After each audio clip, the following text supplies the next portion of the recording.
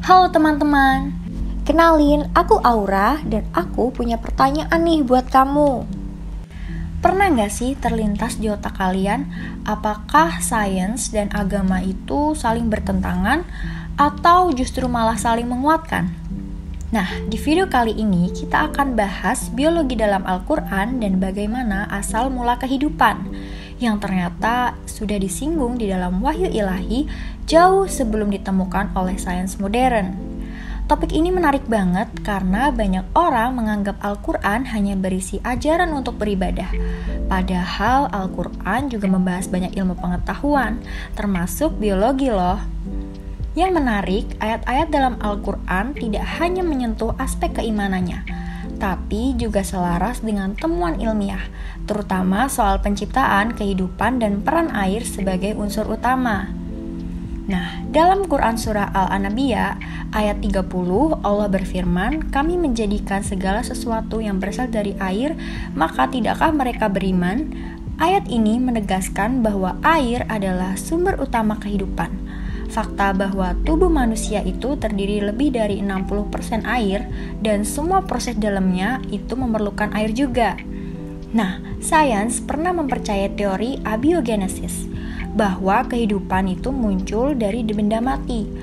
Namun, teori ini dibantah oleh eksperimen Louis Pasteur yang membuktikan bahwa kehidupan hanya muncul dari kehidupan sebelumnya, sesuai dengan prinsip biogenesis. Jadi, teori modern dan eksperimen ilmiah mendukung pandangan bahwa kehidupan tidak muncul secara acak, tapi melalui sistem dan proses yang teratur. Apa yang membuktikan hal ini? Penelitian dalam biokimia dan biologi molekuler menunjukkan bahwa senyawa organik kompleks seperti DNA, protein, dan enzim tidak bisa terbentuk begitu saja tanpa proses panjang yang terarah. Bahkan dalam pembentukan atmosfer dan ozon, semua dimulai dari proses fotosintesis yang dilakukan oleh makhluk hidup laut dan darat dengan menggunakan air. Ini membuktikan bahwa air memang kunci dari awal kehidupan. Nah, apa yang bisa kita petik dari materi ini? Pertama, Al-Quran dan sains tidak bertentangan dan justru sains itu bisa menjadi jalan untuk lebih memahami dan menguatkan keimanan. Kedua, hidup ini tidak terjadi secara kebetulan.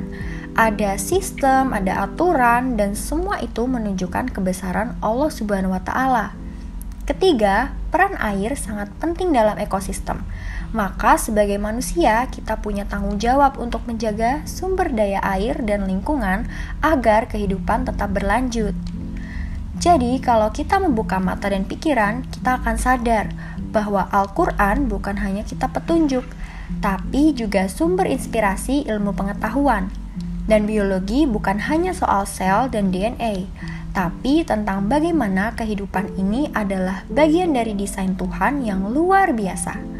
Maka yuk jadi generasi yang tidak hanya taat beribadah, tapi juga mau berpikir, meneliti, dan menjaga ciptaannya.